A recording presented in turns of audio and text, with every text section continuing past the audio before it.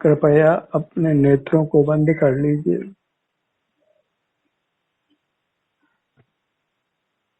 अपना ध्यान अपने आप पर ले आइए।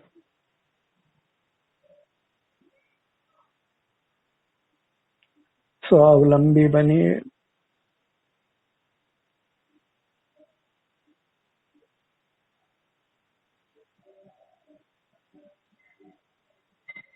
अपनी ही अमूर्त काया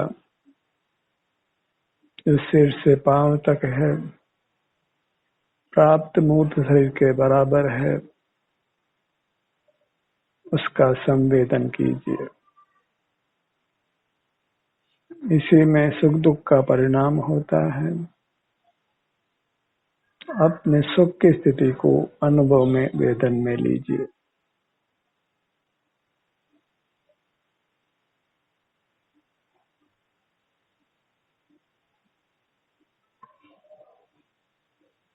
अपना एहसास, अपने आभ्यंतर शरीर का एहसास, वही सुख का एहसास है।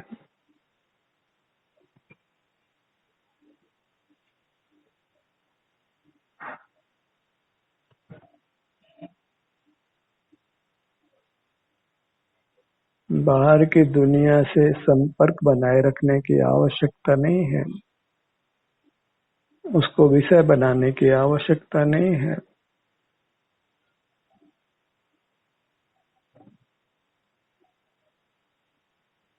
मात्र अपने एहसास से ही हम सुखी होते हैं।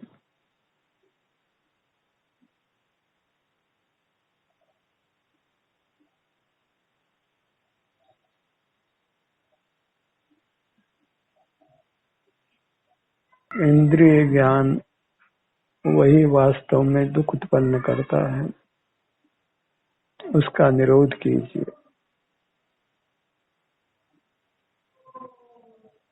इंद्रिय ज्ञान का नाम ही संसार है और स्वसंवेदन का नाम ही मोक्ष मार्ग और मोक्ष है।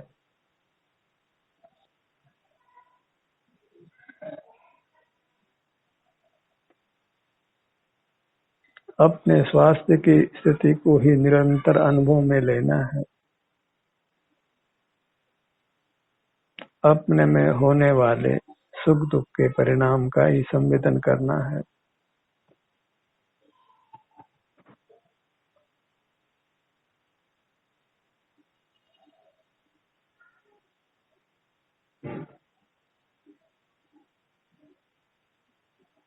एक ही भावना रखिए, अपने को मूर्त के बंधन से मुक्त करना है।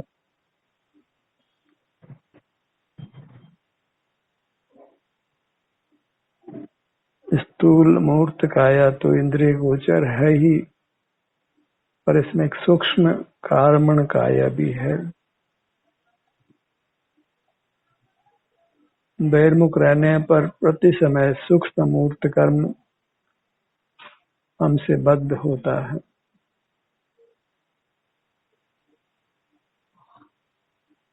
सारे ब्रह्मांड में कार्बन वर्गणा व्याप्त है। जो हम बहिर्मुख होते हैं तो अपने क्षेत्र में रही हुई, अपनी अमूर्त काया के क्षेत्र में रही हुई कार्बन वर्गणा कर्म रूप होकर हमसे बन जाती है।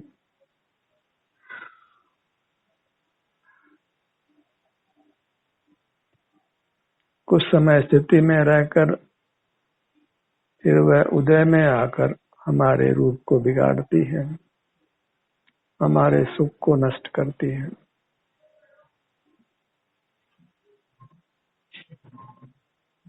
और जब अपने से युक्त होते हैं, स्वानुभव रूप होते हैं,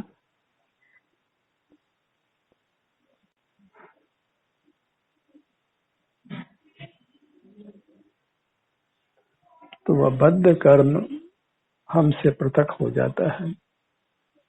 शास्त्रीय भाषा में उसको निर्जरा कहते हैं।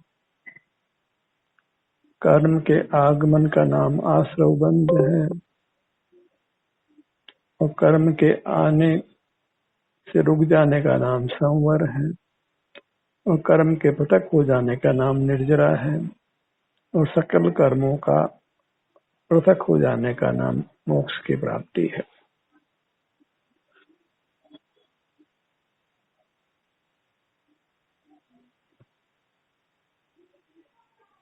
जब हम अपने ही सन्मुख ठहरने का अभ्यास करते हैं,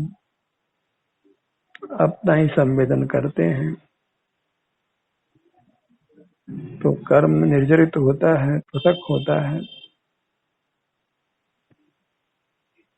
हमारे अमूर्त काया या हम स्वयं उतने परिमाण में शुद्ध होते हैं, हमारा सुख प्रकट होता है। ऐसा ही अभ्यास करते करते जब सकल कर्मों का क्षय हो जाता है, तो हमारी अमूर्त काया अत्यंत शुद्ध होती है और असीम सुख का अनुभव कराती है। जीव का मूर्त के साथ का अनादि का संबंध टूट जाता है और जीव शाश्वत सुख का अनुभव करता है। इस प्रकार अपनी अमूर्त काया को मूर्त काया के बंधन से मुक्त कर लेना है। जहाँ मूर्त का बंधन नहीं, वहाँ फिर कोई दुख नहीं, कोई जोखिम नहीं है। अपनी स्वयं रक्षा रहती है, अमूर्त से बाधित नहीं होते, अबाधित रहते हैं। वही मोक्ष का स्वरूप है।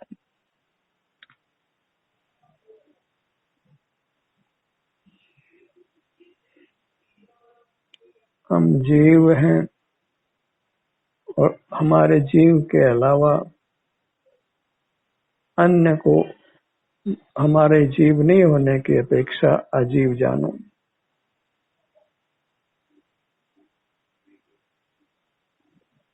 कर्मों के आगमन को आश्रव बंध जानो। आश्रव आना, रुक जाना, ठहर जाना, बंध जानो।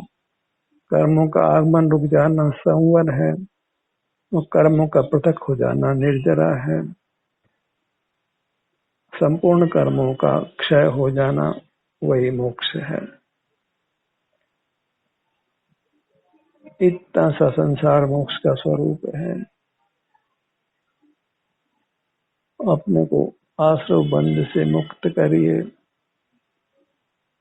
संवर निर्जरा मोक्ष प्रकट कर शाश्वत सुख को प्राप्त कराइए।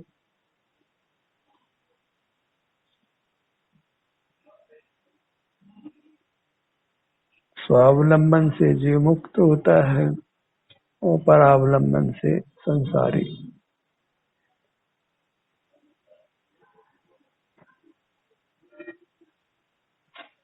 परावलंबन से सुख तो प्राप्त नहीं होता, दुख की ही प्राप्ति होती है।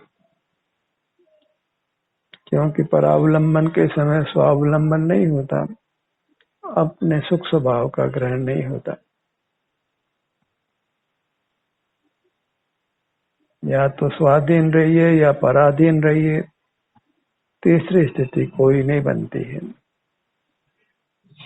पराधीनता की स्थिति दुख है, स्वाधीनता की स्थिति सुख है।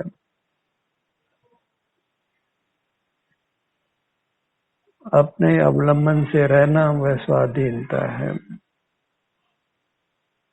अपने विस्तार को ही ग्रहण करना, अपने काया के विस्तार को, अपने मनुष्याकार को, अमूर्त मनुष्याकार को, अपने ध्यान को अपने सिर के भाग पर लाइए।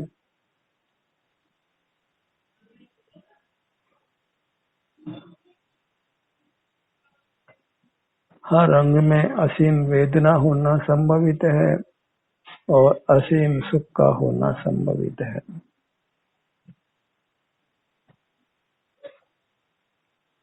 जब विषयों का अवलंबन करते हैं, विषय सेवन करते हैं, तो हमारे सब अंगों में वेदना हो सकती है। और जब अपना ही अवलंबन करते हैं, अपने आत्म वस्तु का, अपने अमूर्त काया का जब आश्रय करते हैं, उसी का संवेदन करते हैं, तो फिर यही अमूर्त काया हमें परम सुख को देती है।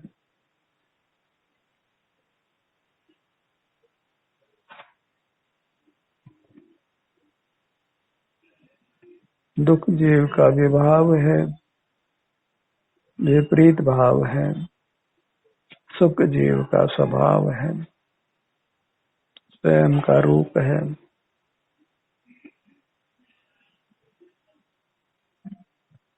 सिर में होने वाली संवेदना को प्रीति पूर्वक ग्रहण करिए।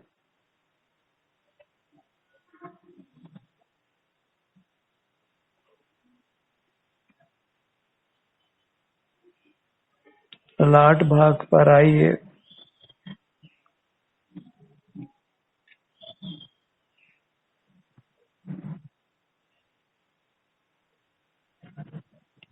जीव चूंकि देव है, परमात्मा रूप है, इसलिए इसका हर भाग परमात्मा रूप है।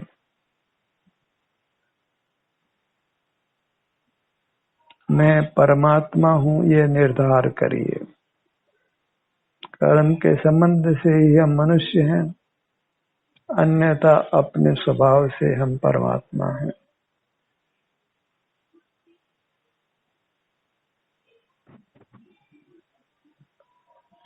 अंतरंग में देखते हुए ही अपने परमात्मा बने की उपलब्धि होती है, उसका सुख अनुभव में आता है।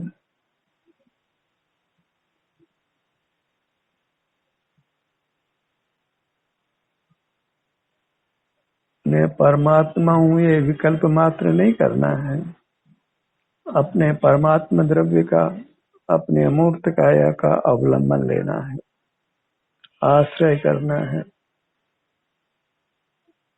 कोई धनिक व्यक्ति मैं धनवान हूँ ये मानकर यदि उस धन का सेवन नहीं करता है, तो फिर निर्धन के समान है।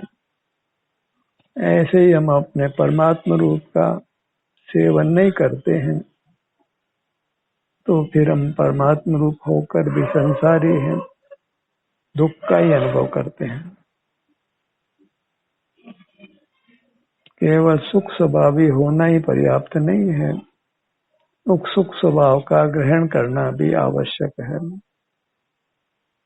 हम सुख स्वभावी वस्तु का ग्रहण नहीं करके मूर्त पदार्थों का, जो कि सुख स्वभावी नहीं है, उन्हीं को देखते जानते हुए रहते हैं। इस प्रकार सुख स्वभावी होकर भी सुख का अनुभव नहीं करते, सुख से च्युत रहने के कारण दुख का ही अनुभव करते। सुख नहीं होगा तो दुख होगा। ललाट का भाग।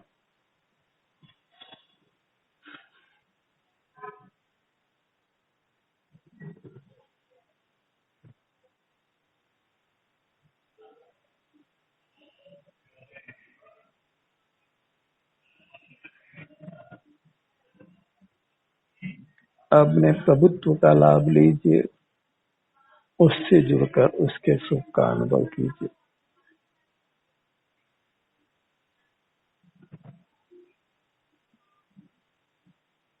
धनिक व्यक्ति को अपने धन का भान नहीं हो, तो फिर वह निर्धन समान ही जीता है। ऐसे ही हम अपने प्रभुता को नहीं अनुभव में लें, सिर से पांव तक जो अपना प्रभु स्वरूप है उससे युक्त नहीं रहे, तो फिर सुख का अनुभव नहीं करते, दुख का ही अनुभव करते।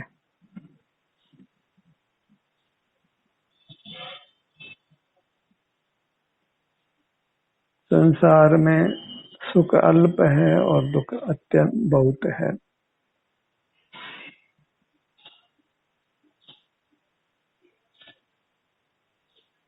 कुछ स्वास्थ्य प्रकट होने पर जीव काफिल हो जाता है और विषयों में रमण करता है, बहुत पदार्थों का ही सेवन करता है, और उससे स्वास्थ्य नष्ट होकर वह अस्वस्थ होता है और वह दुख का ही वेदन करता है।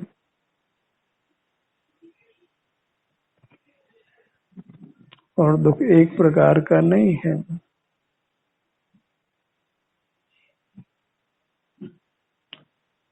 नाना प्रकार की कषाएं होती है, पाप परिणाम होते हैं, विषय जन्य, इंद्रिय जन्य, मन जन्य, शरीर जन्य नाना दुखों को जीव अनुभव करता है। इनको शब्दों में नहीं कहा जा सकता है।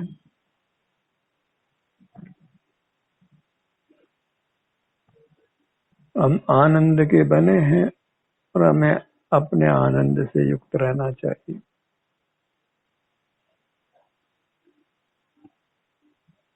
इस प्रकार मूर्त के बंधन को समाप्त करना चाहिए।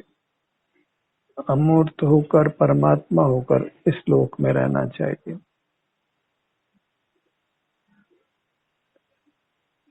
परमात्मा अपने चैतन्य लोक में निवास करते हैं, अपने ही मूर्त अमूर्त मनुष्याकार का ही अनुभव करते हैं, संवेदन करते हैं और सुखी रहते हैं। जगत के परिचय में नहीं आते, जगत के संपर्क में नहीं आते, जगत को किंचित मात्र भी विषय नहीं करते। अपना सुख अपने में है, इसलिए बाह्य पदार्थों को विषय करना वृथा है, दुख का कारण है। अनुभव से ही जानिए कि अपने सन्मुख रहने पर हमको कितनी शांति और सुख का अनुभव होता है।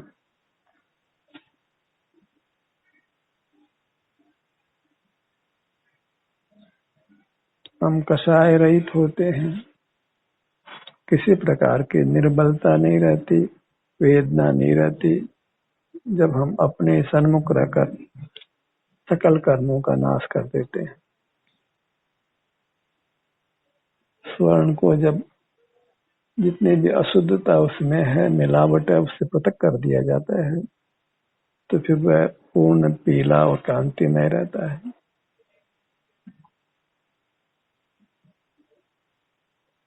हमें भी अपने मिलावट को दूर करना है।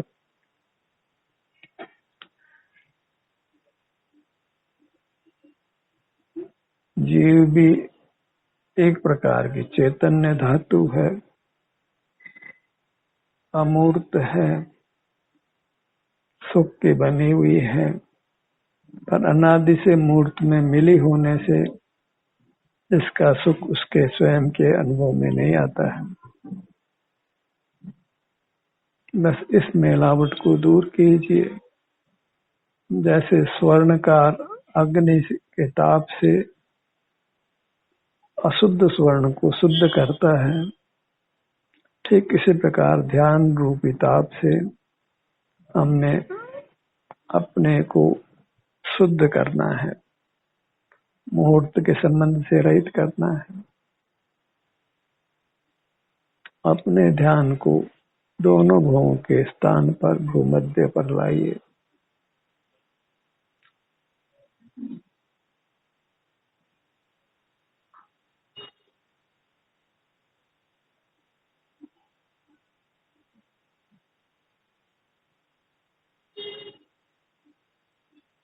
हर अंग का कोई स्पष्टता से तो ग्रहण नहीं होता, तथापि अपना मुख हम अपनी ओर रखते हैं।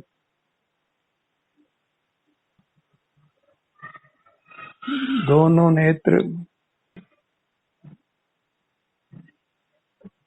जीव को अपना शारीरिक सुख दुख का अनुभव करने के लिए किसी अन्य की सहायता नहीं लेनी पड़ती है, पराधीन नहीं होना पड़ता है, अपनी प्राप्त इंद्रियों का अवलंबन नहीं लेना पड़ता, कुछ विचार भी करना नहीं पड़ता है, कुछ अन्य का स्मरण नहीं करना होता है।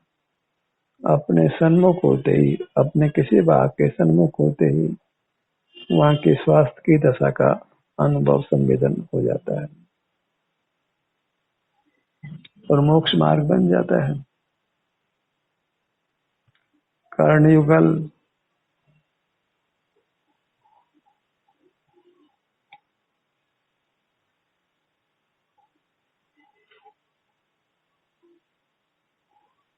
ज्यों ज्यों हम अपने सम्मुख रहते हैं त्यों त्यों हमें अधिक शांति सुख का अनुभव होता है, त्यों त्यों हमारे इस मोक्ष मार्ग का सिद्धांत दृढ़ होता है।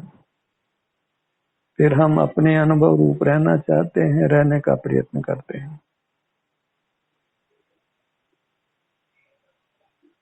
उत्तरोत्तर स्वानुभव में सुगमता होती है और अधिक अधिक सुख अनुभव में आता है। वास्तव में तो प्राथमिक स्थितियों में ही कठिनाई है, जब अंतर्मुख होने पर विशेष सुख का अनुभव नहीं होता। इसलिए अंतर्मुख रहने का सिद्धांत दृढ़ नहीं हो पाता है,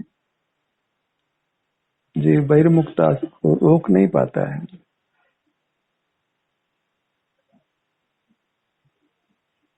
नासिका भाग पर आइए।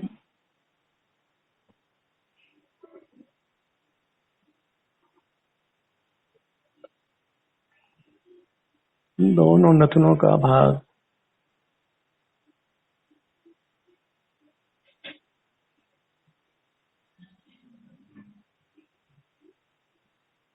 भोजन पाने की आवश्यकता तो कभी होती है, पर हमको पवन की आवश्यकता निरंतर रहती है। उस पर तंत्रता को महसूस कीजिए। मूर्त के बंधन के साथ में पवन की परतंत्रता तो सदा ही है। जीने के लिए पवन तो चाहिए ही, और कभी विषैली गैस के संपर्क में रहना हो, संपर्क में आ जाए तो मरण हो जाता है। पवन के साथ कोई विषाणुओं का प्रवेश हो जाए तो हम फिर रोगग्रस्त हो जाते हैं, कष्ट में आ जाते हैं। इसलिए येन केन प्रकारेण आपको अपने को मूर्त के बंधन से मुक्त कर लेना है, जहाँ फिर पवन की आवश्यकता भी नहीं रहती है। उस समय की बलियारी होगी जब हम पूर्णतया स्वावलंबी होंगे। हमारा जीवन अत्यंत आत्मनिर्भर होगा।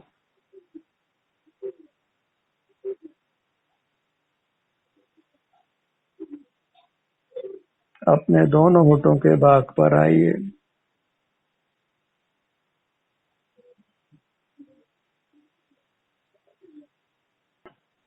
मुख का भाग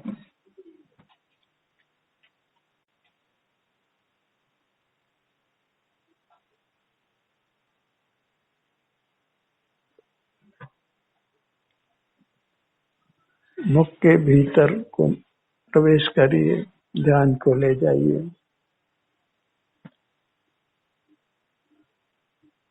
दंत पंक्ति,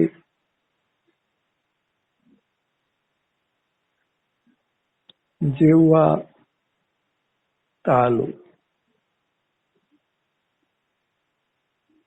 ये कोई मूर्त काया का ध्यान नहीं है। मूर्त काया में ही हमारा स्थिति है, हमारा भी अवस्थान है। नेत्र बंद करके हम अपना ही संवेदन करते हैं। अपने ही अमूर्त अंगोपांग हैं।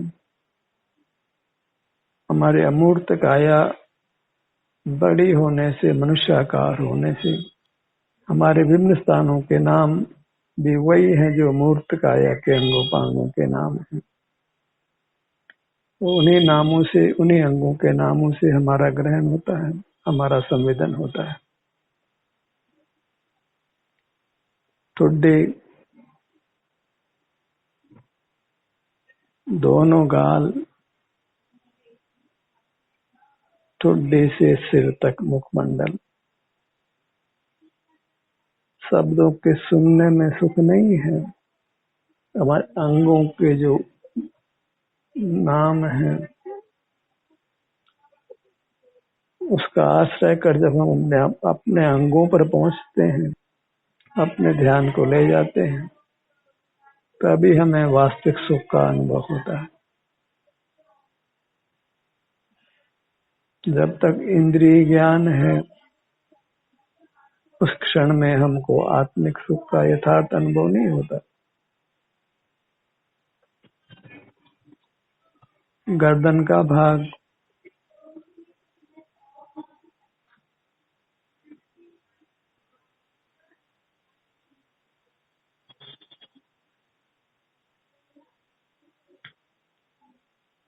अपने ध्यान को अपने सीने के भाग पर लाइए।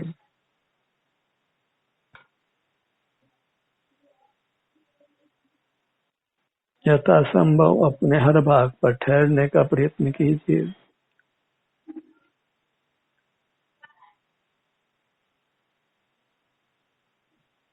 कर्मजनित दुखों से बचने के लिए अपने में ठहरिए। कर्म की बलवत्ता को समाप्त कीजिए।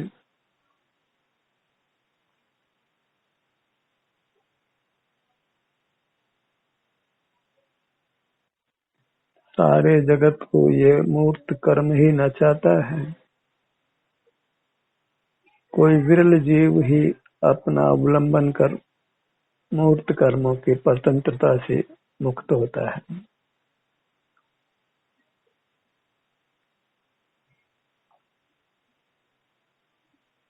पेट का भाग,